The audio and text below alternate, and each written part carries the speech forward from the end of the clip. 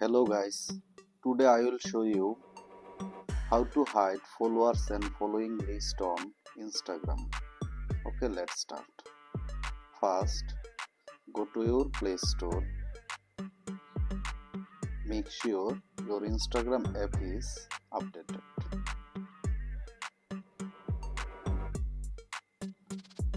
See, my Instagram is already updated.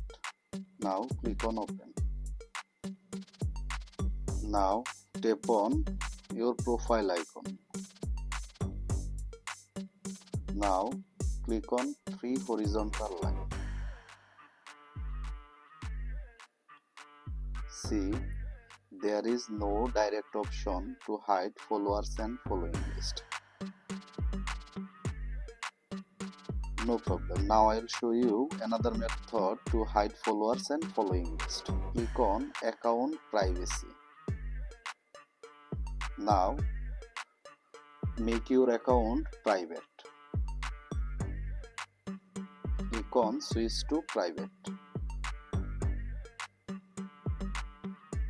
By this setting, no one can see your followers and following list.